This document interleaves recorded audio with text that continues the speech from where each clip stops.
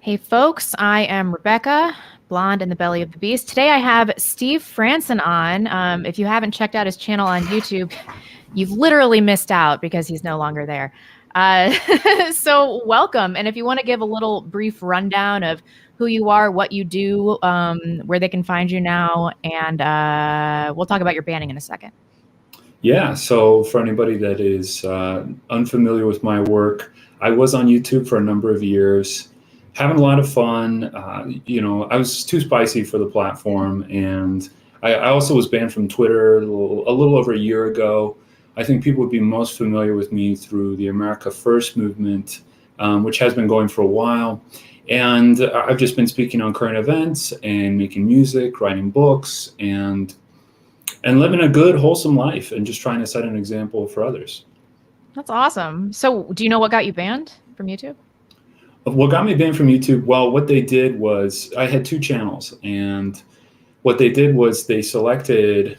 So I have, like, when I relax, I tend to start making fun of people's physiognomy a bit, because like things like obesity and stuff like this, it's sort of downstream from personal choices. And you said so some stuff about Ben Shapiro that was so on the nose. Yes, exactly. Yes, I went after Ben Shapiro, and I think just when I get relaxed, I start to just say things that really break the terms of service. And so what they did was they waited till Trump was out of office, and then they selected 3 videos from each channel that I had. They were already private, and one was actually deleted. And they just selected those, the moderation team at YouTube, and said, well, these are your 3 strikes, so you're out of here. And they did that within the course of like a half hour. So really, all 3 strikes? So they just decided you're out, and then they just oh man, that's rough. So what are your plans for the future in terms of content creation? Well, I'm working on a book right now. I generally write about 1 or 2 books a year, and those abide by terms of service. I've just found a knack with them, so I do that. And then in terms of content creation and content delivery, I'm mostly relegated to Telegram at this point. I've been banned from basically everything.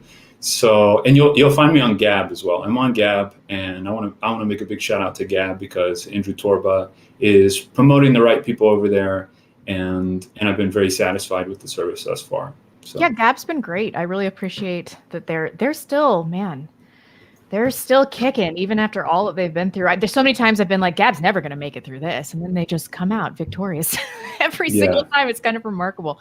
Yeah, it's remarkable. So we've talked privately about your political genesis, and I was wondering if you could discuss that journey a little bit, what you used to be like, and what the pivotal moments were that changed you, and what you're like now. Yeah, well, I was raised basically paleo-con, libertarian. I was raised in an extremely anti-communist area, which is roughly known as the state of Jefferson in Oregon. It's an area of people that don't like the federal government, don't like Portland, Oregon. And so a lot of my early experiences politically was being around people that just lived off the land. They were ranchers, and given my father's line of work, I was just around those people a lot. And so then we moved to the burbs when I was a teenager, and I thought everything was insane. I thought everything was unchristian, and I was very at odds with everything. And then I sort of was like not sure about, I think it was Kerry and Bush were running against each other. I was really not sure about Bush, and so I was sympathetic to Kerry a little bit because he just seemed nicer. And that was probably my low point. And then I actually, like early in college, I discovered Ron Paul.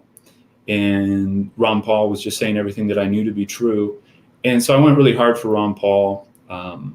Neighboring in Idaho, I believe he won the primary, the Republican primary in Idaho, or he got second place in Louisiana, something like this. But anyway, he performed pretty well, I thought. And I thought, well, these ideas have a future. Then I watched him. I wasn't hip to the media yet. And so I watched him on his second run just get cut down.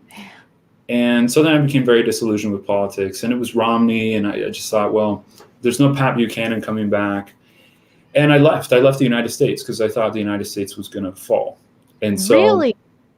Yeah, I left the United States for like 3 years. Do you mind sharing where you went?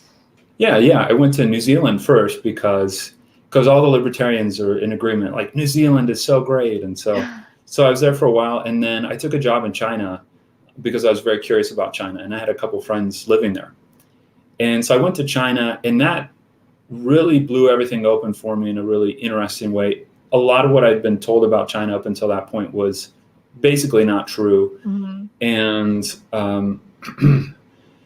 then I came back to the United States because I figured, well, I want to make a life in the United States. I don't want to make a life in China. And then this guy, Donald Trump, shows up on the scene and at the right time. And so I've been very pro Donald Trump since then. That is sort of my history in terms of politics, in terms of my political thinking and how China influenced me. I would just say that at that time, China's always depicted as communist and stuff like this, but on the ground, there are cities that really aren't even beholden to the central authority in Beijing. There are just like satellite cities that have their own tax structures, or they're just tax free. Like there's this mountain city that is the fashion capital of China. It's where they do all their textiles, and there's essentially no federal oversight of that city.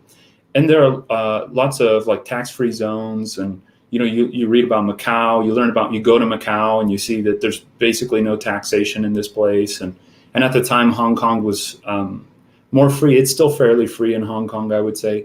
But just seeing that people were allowed to go about their business, they were left alone. The society was relatively homogenous, and the police force was tiny in its footprint compared to the United States. With people on the ground, internationally, China has their troops and they're rough and tough, but on the ground, in terms of policing the people, there's hardly a police presence there. And so coming back to the United States and just seeing what I would say the very real world results of not adhering to any sort of recognition about IQ differences between people, I just saw, well, this situation can be improved. And so let me speak out about this. And it's been good in some ways. I've made a lot of friends, made a lot of connections. In a lot of other ways, it's made me persecuted and attacked from all fronts. So this China angle is fascinating. I didn't know that about you. But I often hear people talk about China being our natural enemy, and then they're communist drones, and everybody there is so oppressed. But when I started researching immigration policy and homogeneity in China, that for a video like years and years ago, I read that there were only 100,000 Africans in the entire country, and almost all of them lived in Guangdong. And so I started to realize that the Chinese have a better understanding of the necessity of cultural homogeneity than maybe anybody else in the world. It's possible. They really understand what a unified culture will do for their presence on the world stage and how it makes them cohesive as a people. And so I was like, maybe we're being sold lies about this. If you could talk a little bit more about your experience there in terms of race, that would be very helpful. Yeah, well, China was a lot of fun.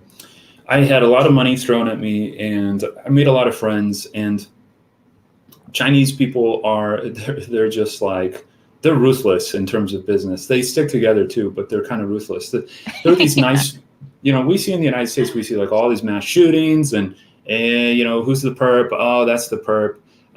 But in China, there would be like viral videos that would go around where some lady would be like withdrawing cash from the ATM, and then a wind would blow through and she would have thousands of dollars. And to them, they make like at the time they made like $1,500 a month or something like this.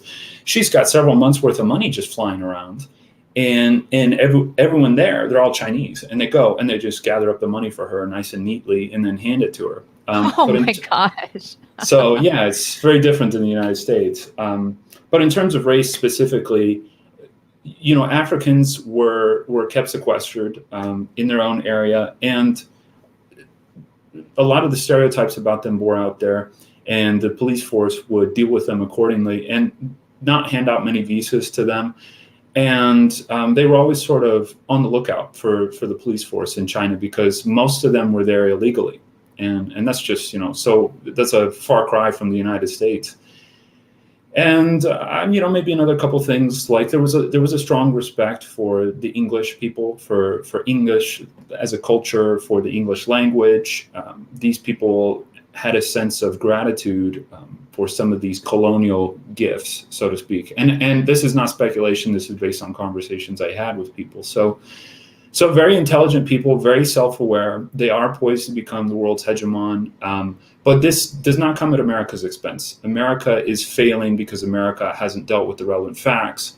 And, there are other people that are really a lot more America's enemy, and usually and mostly they're from within. And China doesn't have a lot to do with that. And one last thing I will say is that China permits free speech so long as you are not criticizing the regime. China permits a degree of free speech that I think would shock a lot of Westerners. Right. I mean, people talk about the social credit system, and I think Black Pigeon was the first person that really brought me around on this. They talk about the social credit system as though it's totally a negative thing, but at least they're above board there. I mean, our social credit system, it's so subversive. It's like everybody's acting like we have free speech. I'm banned on every platform except for YouTube. I got banned on Twitter 3 years ago for something I said about Meghan Markle. It's ridiculous. But in China, I would be doing well in the social credit system.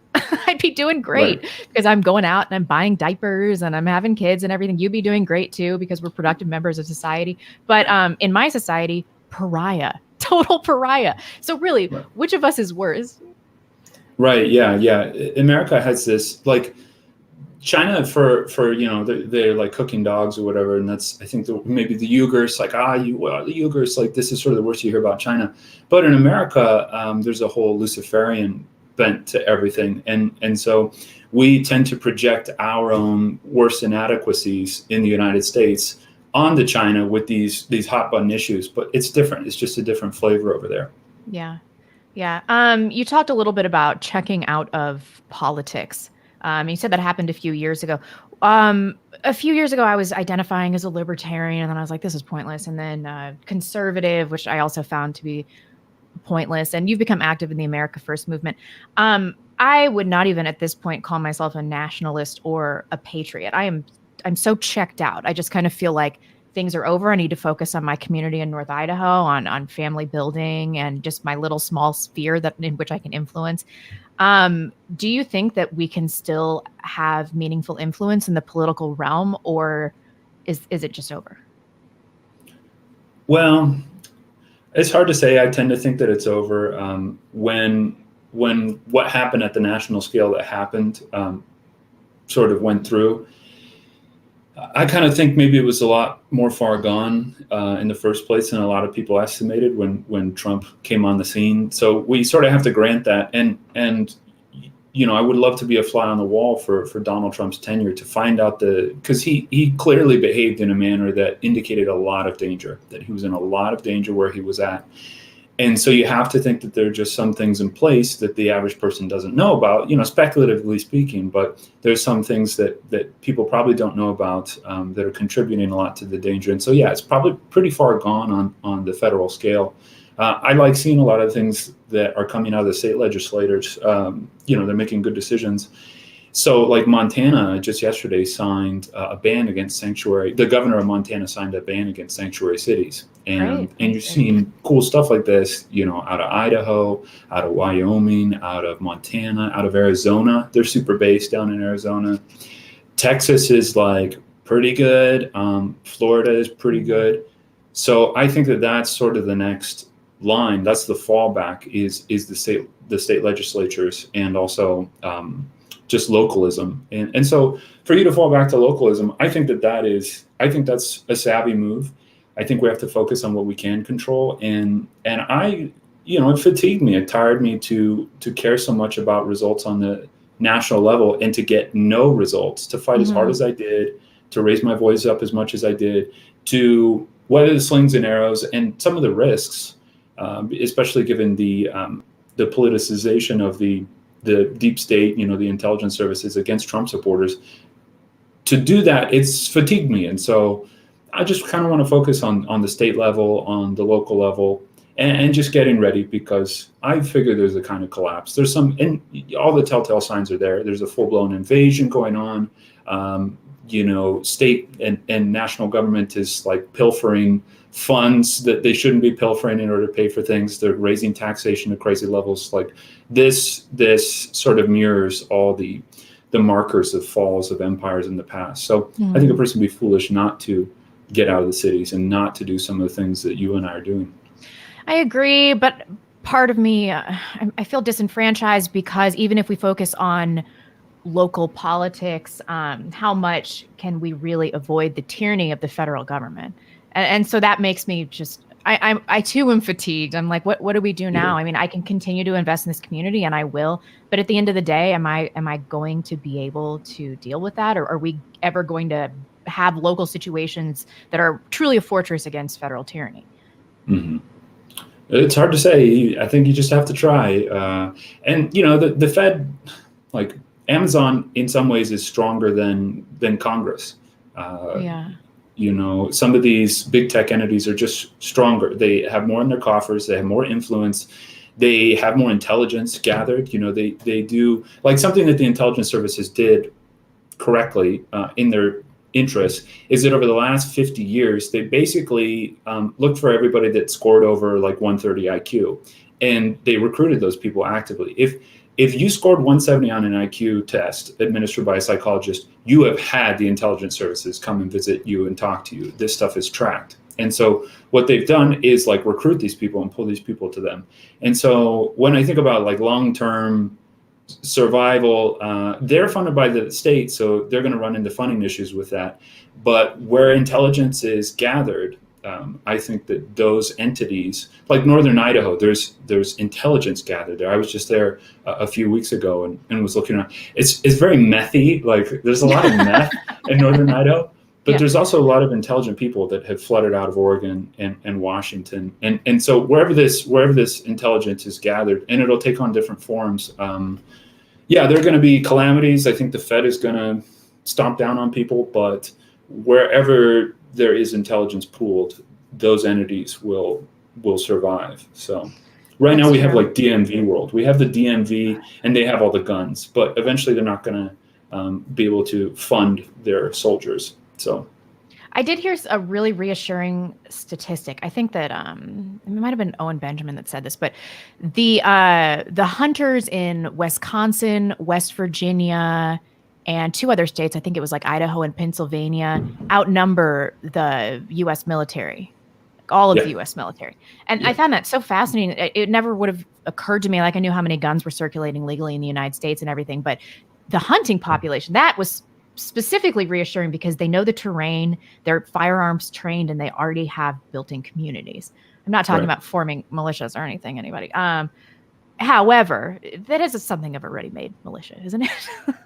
Yeah, it is in some ways. And we also have to count on the Biden admin and everyone, the person that's in his ear, Goldman Sachs probably. We have to count on them starting more foreign wars overseas. And those wars are just going to get more and more costly because foreign governments and peoples are more entrenched and woke on American empire power.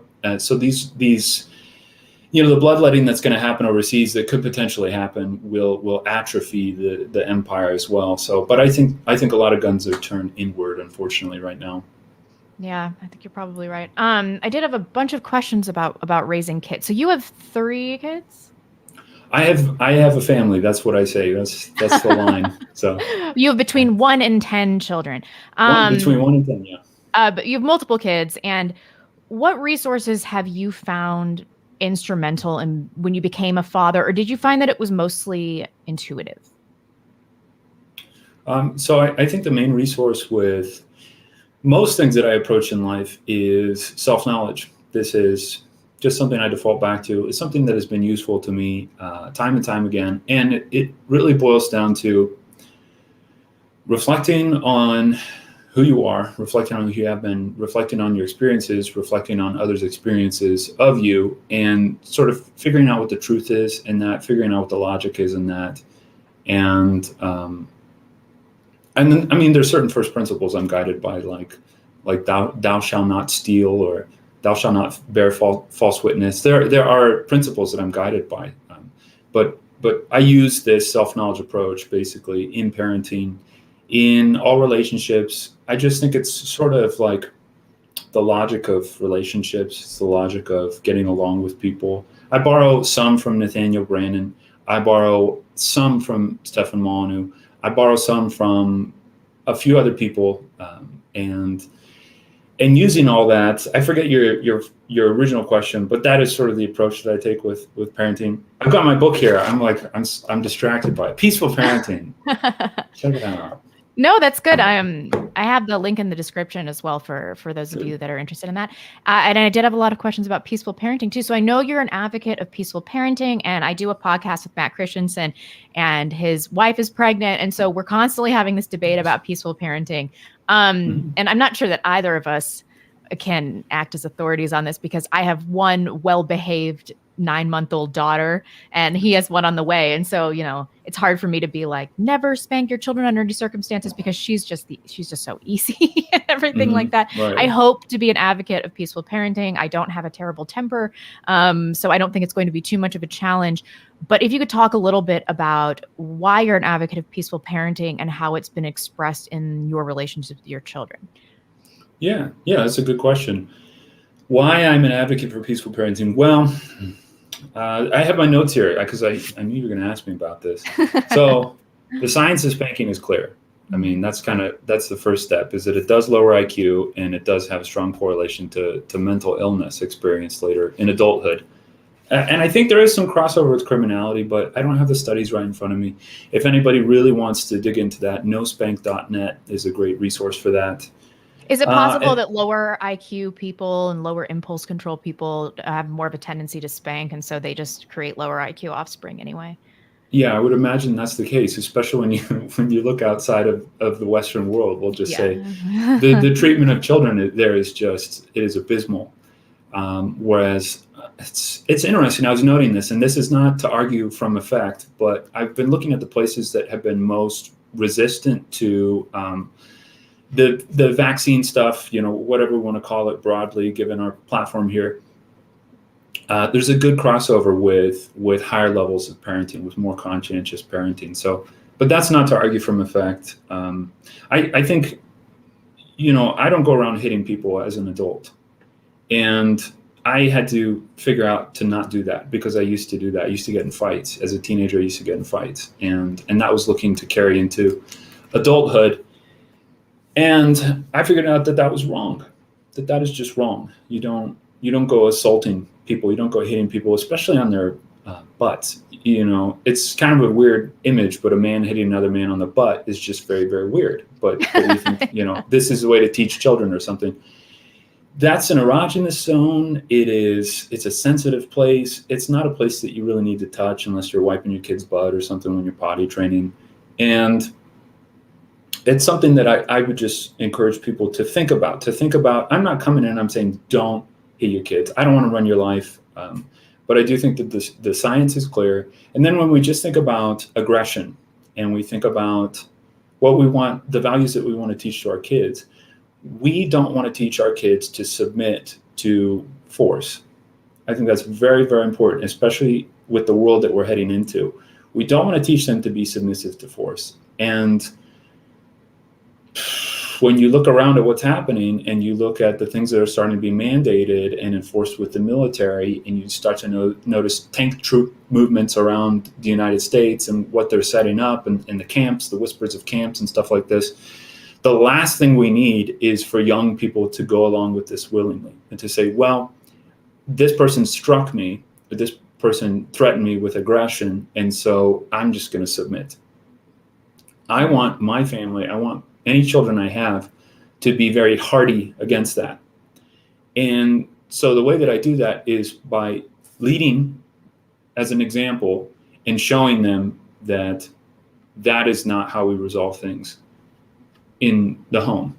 And they're going to carry that standard out into the world. And of course I carry that. I go around hitting, people that I need stuff from, or, I really don't get in conflicts with people. So I think that not teaching them the language of violence is so critical, because then when they are confronted with violence out in the world, and that's not to say, I'm not talking about pussy parenting. Some people conflate. They're like, peaceful parenting. Yeah, you're a pussy. I'm not a pussy. Like you may need to defend yourself, but that submission component where might makes right, he who wields the biggest whatever, the biggest stick, is the guy who determines the law of the land. That's what we live in right now.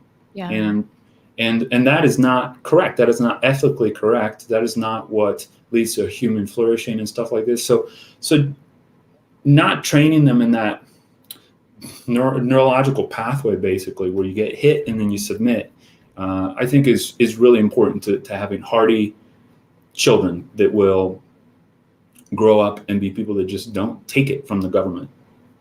The response I get the most from people that do advocate for spanking is that sometimes you're just left without any options, that you've tried everything and your only option left is to spank. So what is your process for discipline leading up to the point where most parents would spank when you just feel like you're totally out of options? Have you ever gotten to that point?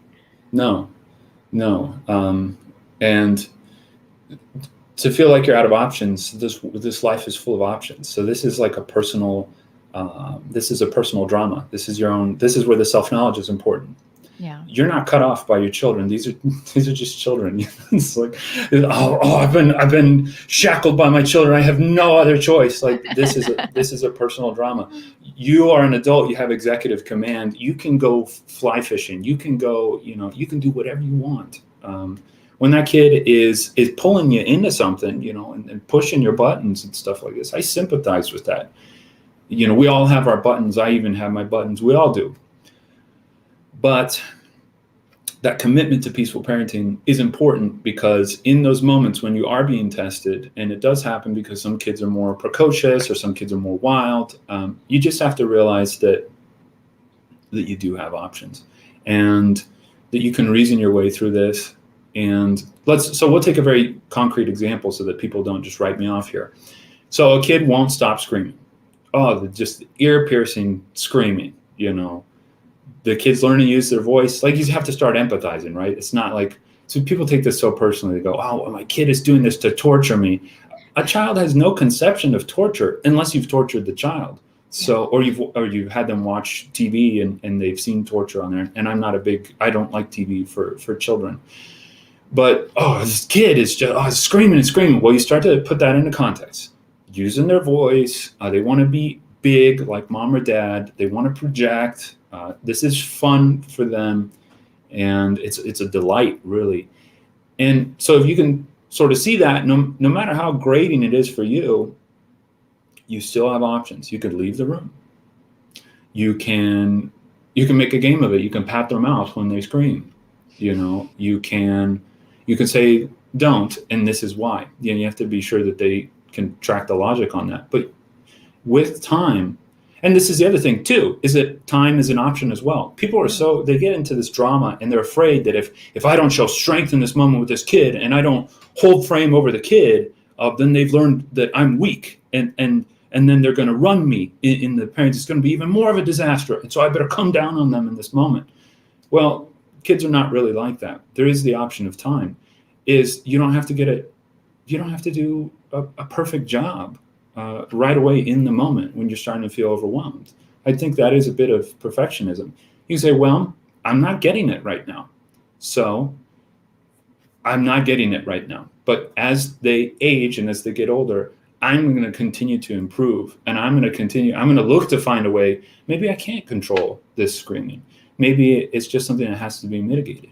Maybe it's something I live with for like 3 months while they're getting used to their voice. Mm-hmm. And then, what do they remember? If I come down on them really hard for screaming when they're like 1.5 years old, what do they remember? Well, they get that bomb in the brain going. They get that trauma going from me coming down on them because I need to get it right in the moment.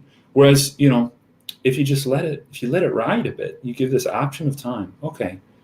Are they really when they're 10 years old, it's going to click in for them that, well, mom and dad didn't spank me when I was 1.5 years for screaming, and so now it's time to scream again. That's really not how it works. What sticks with a child and what imprints over time is your consistent commitment to reasoning things out. And when you do get overwhelmed, which we are adults and we do get overwhelmed, we're human. Did you model good stuff in that, or did you come down on the child because you had something intolerable inside of you? I think that is what imprints with the child, that like executive control that we all want to practice. And spanking is a loss of executive control.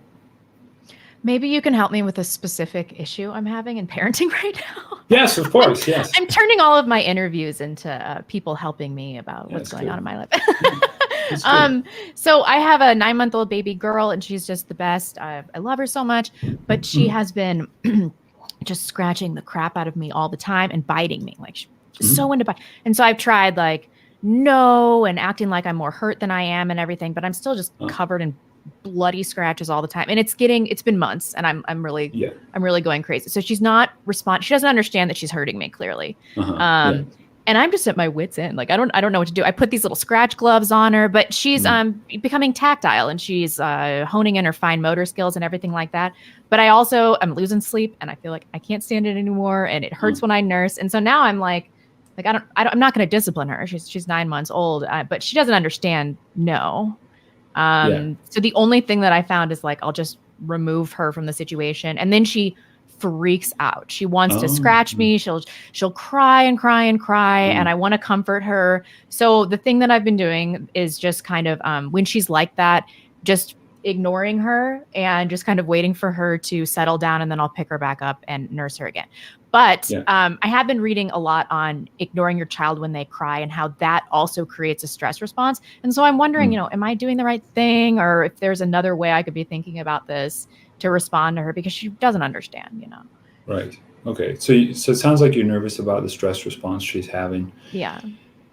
So you are doing a harm reduction thing there, which is, instead of just letting her be and then she's screaming, you're just doing a mild ignoring thing. So it's important to be empirical. Like, you've read about this creates a stress response. Well, I think the first thing is to just see, does it create a stress response? Yeah. So she kind of is fake crying. So she'll like look at me and she'll like make a crying face, but I can tell there are no tears coming out. And she's just like, Mom, ew. Like she knows that I'll come and comfort her no matter what. That's good. I mean, that's really good. So, in terms of like really gauging, because we read these like parenting tips and we read these studies and stuff like this, it's important to take that and just really gauge if that is actually our experience. And if she's not demonstrating a stress response, then you don't need to manage that, because it's not even happening. So that's one thing that I think of. And then the other thing too is that, like, and for stress response, I often will put my hand on my kid's chest to see if their heart is starting to beat, because I know what they are at a resting state roughly, and so I'll see, are they stressed? And usually the answer is no, but sometimes it does happen. But a stress response is it's harm reduction. It's a lot less worse than like, Mom is abandoning me. So I think that's a step in the right direction. And sometimes, like, another thing, this is what I talk about in my book, is that it's important.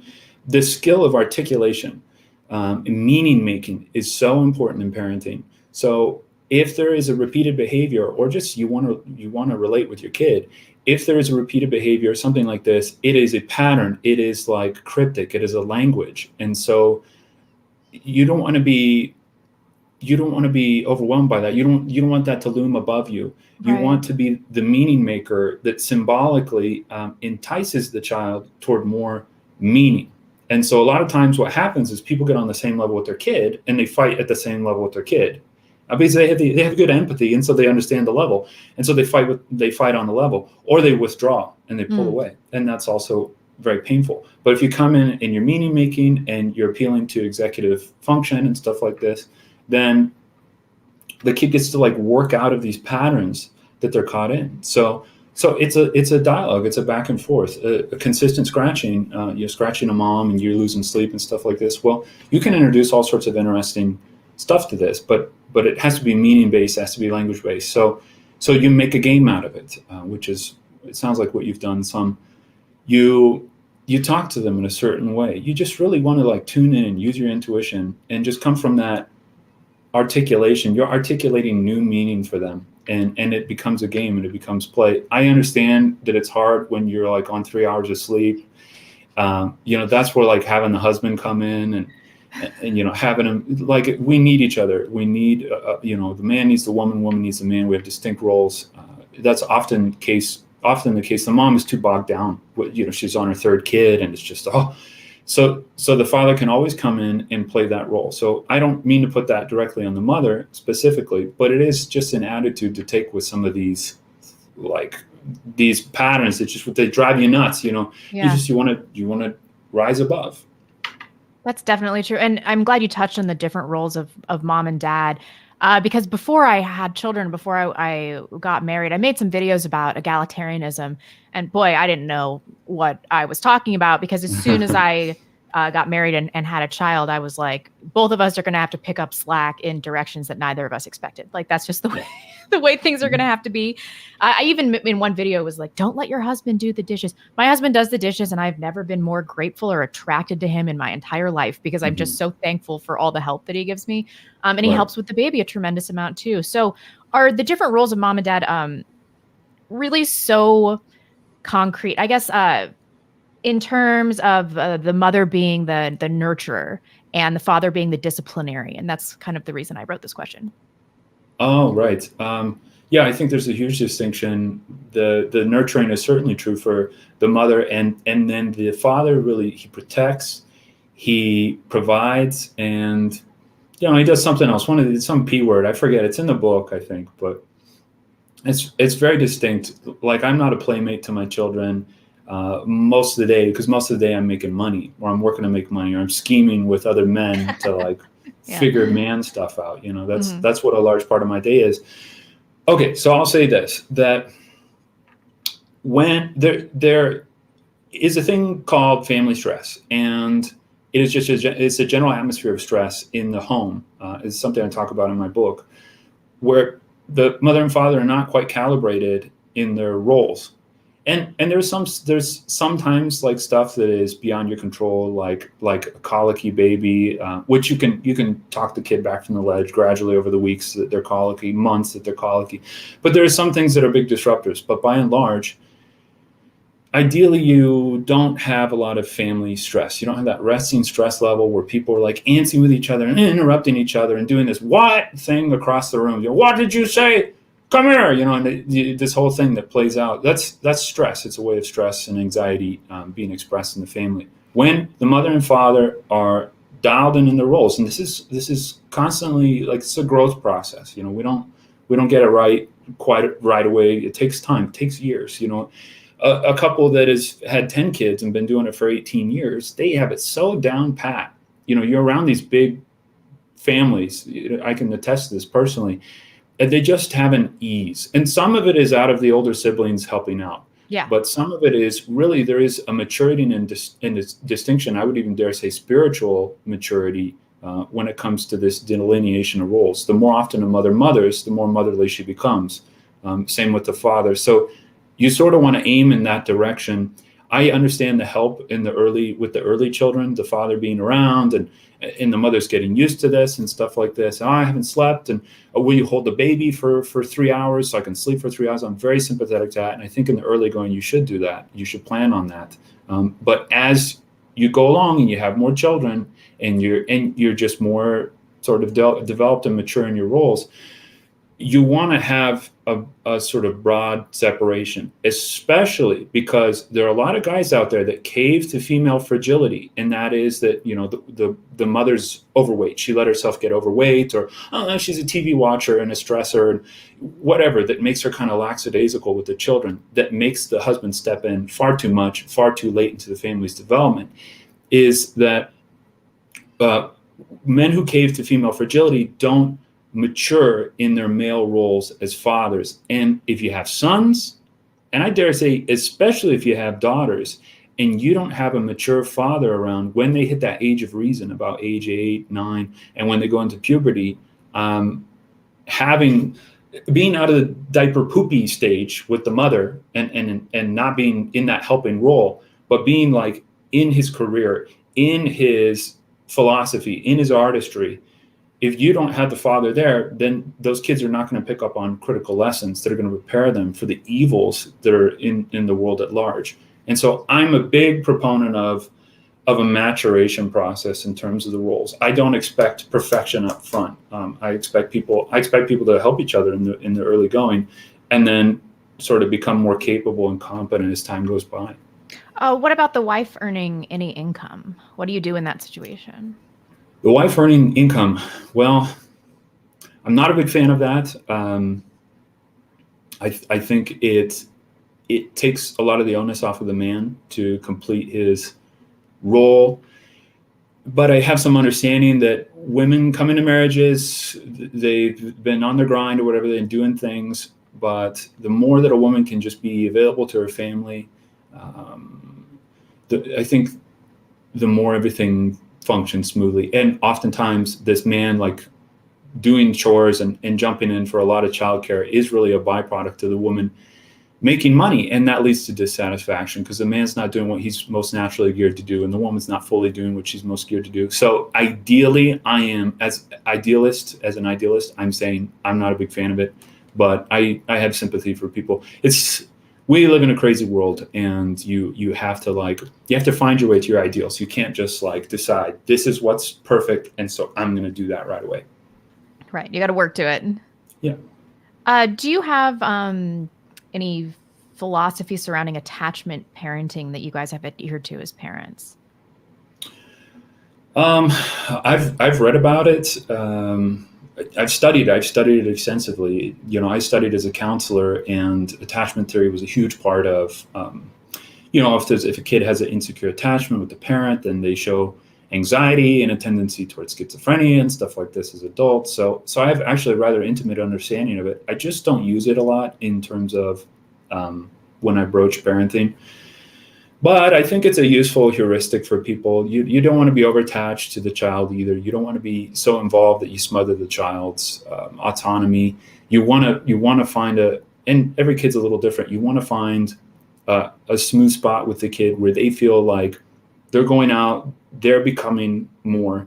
They're not mammied, they're not pappied, but they're not abandoned either. That's too far in the other direction. Parental withdrawal is a big deal. Like withdrawing your affection because you're upset with your kid in my opinion, it's a very big no-no, because you're ending a dialogue there, and that teaches them to stonewall people, and it teaches them to withdraw from difficult things. Like they're going to run into stuff with business, or they're going to run into stuff with civics and their civic involvement. They're going to run into complex situations where they're up against their equals, and they're going to need to hang in there and stick with it. And so it is almost like, for me, from my point of view, it's an admission of defeat on the part of the parent. So withdrawal, I'm not a big fan of. And then this like Jewish mother parenting, I'm not a fan of that either. So there has to be a middle ground, and I think that's generally what people talk about when they talk about attachment theories. You want to secure attachment, and reasoning with the kid is a big part of that. Just staying present and reasoning with them is a big part of that. So I work full time. I'm creating content. I'm talking with guys. I'm just reading gobs. This year in 2021, I've been reading just gobs. And so I'm involved with this about 8 hours a day, sometimes 6 on Thursdays and Fridays. And then I go and I'm present and I'm with my family and I'm reasoning through things. There's the mind game. This is mine. Well, I want this. It's mine. I'm reasoning through these different things. That sort of involvement, rather than this like sit back, watch the TV, shut up. This is like a lot of the parenting that our generation went through. Shut up, stop it. You quit it, you too. This sort of thing. Like, I stay away from that. When I'm there, I'm present, I'm involved. Sometimes I'm tired, I'm resting. My daughter dumps toys on me. She's like stacks of toys on me, and I'm just like there under the couch talking to her, tired. But being involved like that, being involved in the games, it's so critical. And I think that's a big part of attachment. That's a big part of that appreciation bond that builds between the kid and the parent. Like, yes, we're doing something together. Yeah. That's the attachment I think people should go for. Is there an age threshold that you would recommend? Because I've been practicing kind of an extreme attachment parenting with my baby. She was premature and I baby carried all the time and we co-sleep. And honestly, I haven't been away from her for more than a few hours ever. You know, Yeah. we're just really, really bonded, which is fantastic. And I'm loving being a mom. But at some point, we're gonna have to sleep in separate beds, and I just can't even fathom that transition, or I don't know when to do it, or when she's going to be ready. And I suppose an age threshold is kind of a concrete way of looking at this. But what kind of skills will she have developed that will signal to me that she's ready to separate just a little bit? Even saying that makes me want to burst into tears. But it's going to have to happen. Yeah. Yeah, well, I think the scratching thing, when that lets up a bit, that would probably be something. And then gradually you'll want to just sleep more at a distance, maybe have separate mattresses next to each other. And I think you just make that gradual, and every kid is different. People get caught up on thresholds because of standardized schooling, and you're supposed to be literate by this age. This is supposed to happen by this age. This is what is common to your age cohort. People get caught up in that thinking. But the truth is that for most of human history, we were outside working with our children attached to us. Yeah. And then over time, as they could walk or whatever, they would become more distant. And so without that natural thing in place, because we're all like office workers now, we're just like making bankers rich, basically. If we could have that process in place, then I think intuitively each child is different, but we would know that rate of separation fairly well. Mm-hmm. So there is a difference between having a tiny baby slung right here and a smaller baby right here, and then a toddler on the hip. There is a natural progression there. So So go be a gardener. I think blonde in the belly of the beast. Be the gardener in the belly of the beast. I think that you would, yeah. Maybe that is. So. It's as simple as that. Like when I can't carry her anymore, when my body's like, nope, I'm out. Yes. Maybe that's very helpful actually, because I'm just having a hard time, and that's maybe when Dad steps in, when he's more emotionally ready to distance ourselves from the baby in the appropriate ways than I am. And I don't want to overmother her, because that leads to a slew of problems later in life. So, and I think having more children also will naturally create that distance, because out of necessity, you just have to care for an infant more than a toddler. Although they're just getting into everything and trying to kill themselves constantly. Yeah.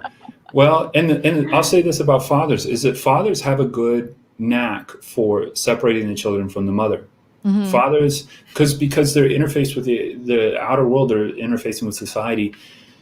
They understand intuitively what a child needs in the future, and so they sort of build kids up to this. So, as a wife, I want to speak sort of broadly and not give you advice directly, but a woman as a wife should understand that this isn't like when the husband comes in and he's disrupting, he's saying like, no, this sort of tack is not working, or that's too much. It is not a personal drama between the man and the woman. It is the man's assessment skills and understanding what the children need and what needs to take place in terms of separation from the mother. And that's so tough, because moms just want, breastfeeding for mothers is like magical. They never want to give that up. It's the most wonderful thing in the world, Yep.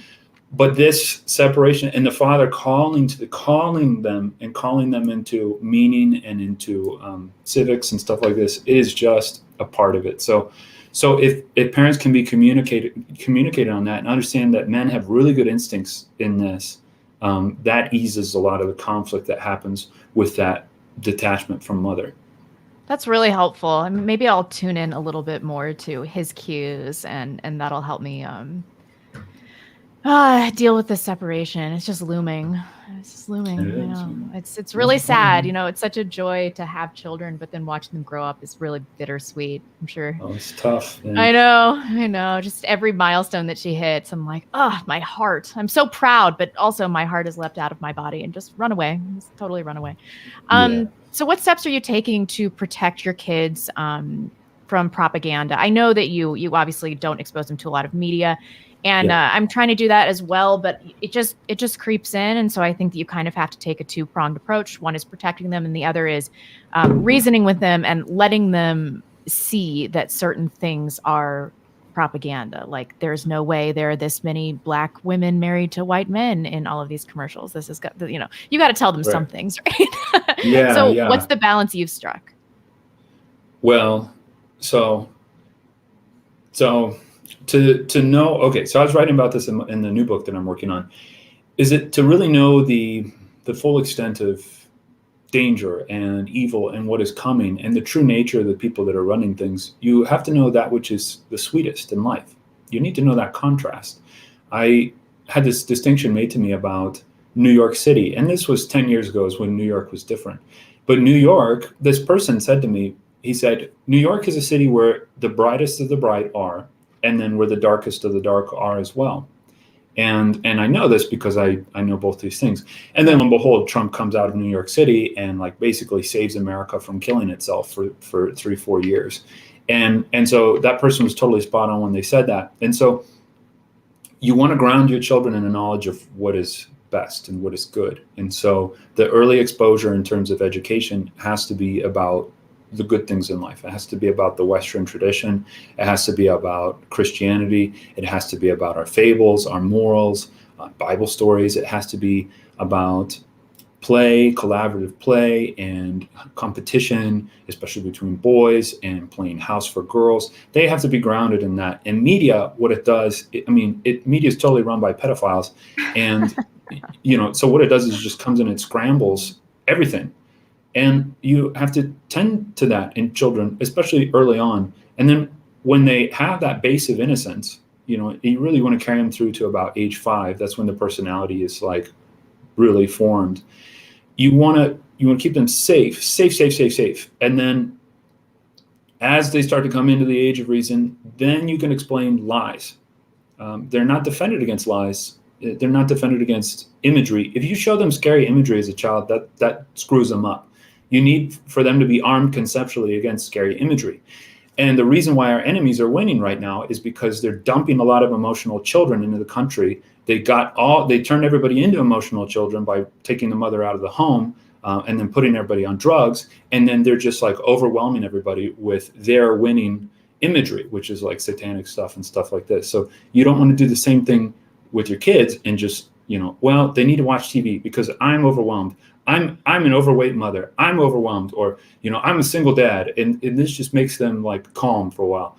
You really don't want to put them in front of the TV. You want to wait until they're older, so that they really grew up innocent and they grew up with that strong base from which to sort of break everything down after the fact. The things that are put into us emotionally cannot be undone intellectually, and so this propaganda that's being put out, it's all emotions based. It's all to fuck with us and to get us to like hate ourselves and all this stuff. So if you're putting that as a big part of a child's childhood, or even a part of it, my oldest has, my child, we'll just say my one child has had less than an hour of exposure to media total. And this includes the kid walking up to me on the laptop and me saying, no, I don't want you looking at this.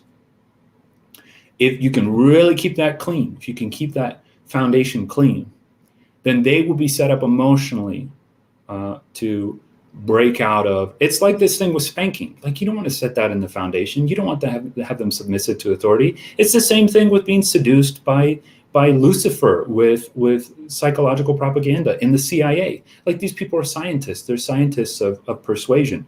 And you don't want that in the early going of the foundations. You want the best people from Western civilization before we lived in a pedophile age. You want, which I don't know if I could say that on YouTube, but those are the people that you want, like in that early foundation.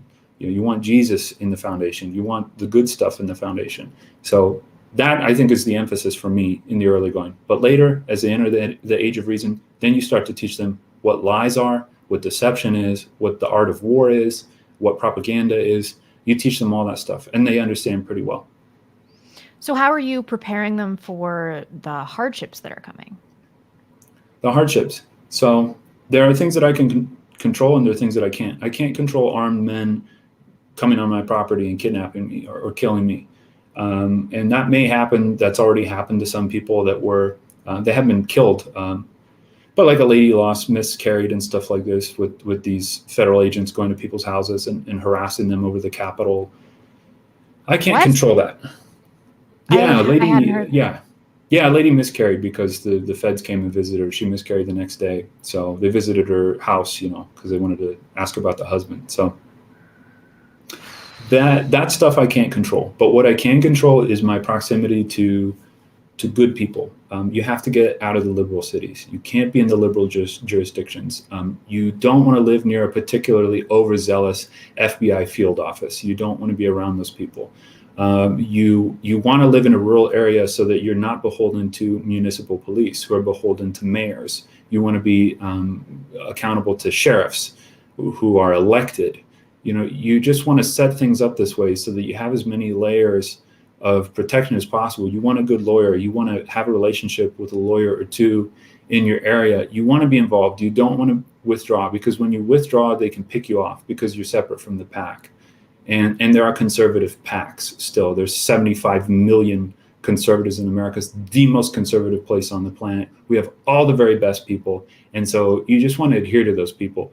And that is a group, that is a herd instinct, like that is group survival. So when you ask me, what am I doing for my children? It's really not it's not a lot like, well, I'm bulletproofing the windows and I'm keeping the grass short. And, it's like, I'm getting off the food system and I'm getting close to people that are good. And the brighter they shine, the better off we'll all be. So that's such a good point and a good way to end, because when we talk about emergency preparedness in this community, I think it's too much of like, I have freeze-dried food and I've got seeds and a water purifier. I mean, all those things will run out unless you have skills, and unless you have community, you're going to be totally screwed. I'm so thankful that I got out of Seattle before I had a baby. It was. It's just the whole city seems like it's in ruins. I actually went to visit when I was pregnant just to see how it looked downtown. It was post-apocalyptic. Everything was boarded up. There was nobody in the streets except for the drunk Indians, and that was it. And people just shooting up and taking dumps in the street. I was like, what is this? It looked like Calcutta or something. It was terrible, and I just couldn't believe it. Seattle, even 5 years ago, wasn't such a bad place to live, but every American city is lost, and no matter how unpleasant it is for us to change our lives in their entirety, we really do have to. We don't really have any choice here. So I think that's a good note to end on. But if you wanted to add anything to that or tell people where to find you, that would be great. Yeah, well, stick with your kind. I mean, I think that's very important. Don't be a fool. Don't think that you can change things when empirically things have not been able to have changed there. You don't want to go to a liberal jurisdiction. You want to stay out. Or if you're there, get your money and get out. And don't be foolhardy. Don't think that you have longer than there is, because there's not a lot of time left. Something's coming down the pipe. I don't really know. I don't really want to speculate. I just know what I can do, and that is to tell people, the message of freedom, the message of peaceful parenting, good parenting. I used to call it philosophical parenting. It's really just about thinking things through with your kids and being committed to that. But people who want to find me, I think the best place they'd find me is Telegram. Just look for Steve Franssen. I'm sure the links will be put in the video down below. And then I have books. I have books and books on Amazon. I'm very prolific. I have about 10, 11 books at this point. Got another one dropping this year. I just have the gift of gab. And so, I like to entertain people. I like to, because I grew up on movies. I grew up on Mel Gibson movies, quite frankly. And those stories don't exist anymore. And we need stories. As humans, we need stories. We need fresh takes on stories.